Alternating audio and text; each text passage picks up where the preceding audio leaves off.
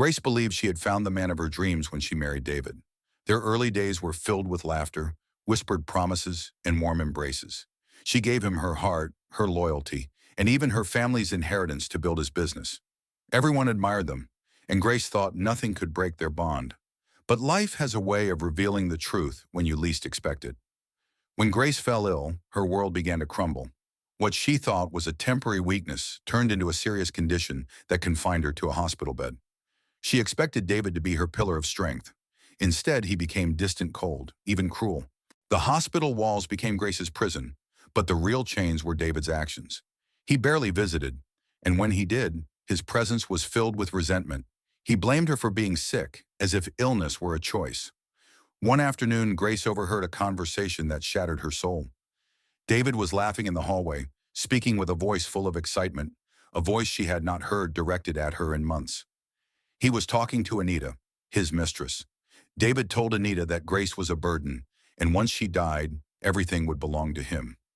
They planned to sell her properties, take over her company, and live happily ever after. Grace could not believe her ears. The man she sacrificed everything for was plotting her destruction. Grace wiped her tears and made a vow. She would not die and she would not let David win. She silently began working on her recovery, supported by an unexpected ally, the doctor who had always admired her strength. Day by day, Grace regained her health, hiding her progress from everyone, even David. The more David ignored her, the stronger she became. He was too blinded by greed to notice. He had no idea that Grace was already rewriting her story. Hook for next chapter. The day David planned to take everything from her was the day Grace decided to take back her life. David walked into the hospital that morning, dressed in an expensive suit and wearing his most charming smile. To the nurses, he looked like a loving husband who was deeply concerned about his wife's health. But behind that smile was a heart full of greed and betrayal. In his briefcase were documents that would strip Grace of everything she owned, the company she built, the houses she invested in, and even the land her late father left her. Grace lay still on the bed, her face pale and her body weak, but inside her spirit burned like fire. She had spent weeks pretending to be fragile, allowing David to believe his plan was working. Her tears had dried up, replaced by determination. She had already taken steps to ensure her future and his downfall. David approached her with fake tenderness, holding her hand as if he cared. He whispered soft lies, telling her everything would be okay if she trusted him.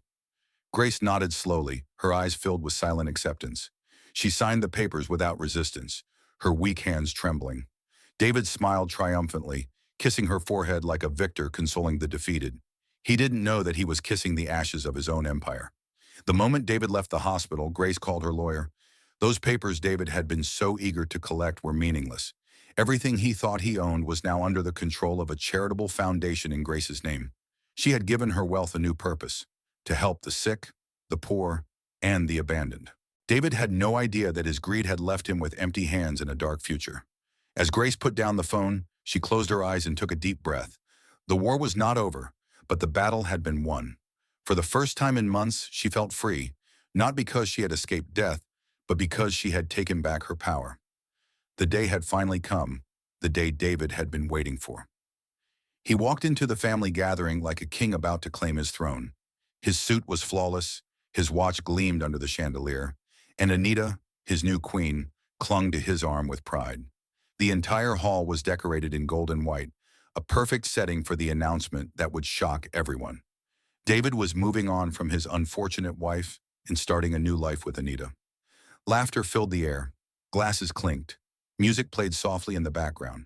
David soaked in the admiration from relatives and friends, all praising his strength and resilience after such a tragic ordeal. They called him a good man for standing by Grace through her sickness. If only they knew. As David prepared to give his speech, the doors to the hall opened slowly. At first, no one paid attention, until heels clicked against the marble floor and a figure in a flowing gown stepped inside. Conversations froze. All eyes turned to the doorway. It was Grace. She walked in like a queen returning to reclaim her throne. Her skin glowing, her body strong, her head held high. The same woman they thought was on her deathbed now looked like a vision of strength and survival. The shock on David's face was priceless. His mouth hung open, his glass slipped from his hand, shattering on the floor. Whispers erupted. "Is that Grace?" I thought she was dying. Anita's fingers trembled as she clutched David's arm, her confidence evaporating. Grace walked up to the center of the hall with poise, her heels clicking like a drumbeat of justice. She turned to the guests, her voice calm but powerful. She thanked them for their concern during her illness, then shifted her gaze to David, whose forehead now glistened with sweat. And then she dropped the bombshell.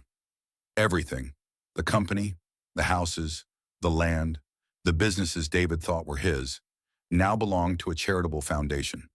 Every asset was out of his reach. He had nothing. Not even the suit on his back was truly his, as Grace had already blocked his access to all accounts. The hall erupted in gasps and murmurs. Anita quietly removed her hand from David's arm, her face pale as her dreams of luxury crumbled. She slipped away like a shadow, leaving David standing alone in disgrace. Grace looked at him one last time, not with hate, but with a cold, powerful silence that spoke louder than words. She didn't need revenge. She had something better. Victory. As Grace turned and walked out of the hall, the crowd parted for her like waves bowing to a queen. The cameras clicked. The whispers grew louder, and David realized his empire had collapsed, not because of fate, but because of his own greed.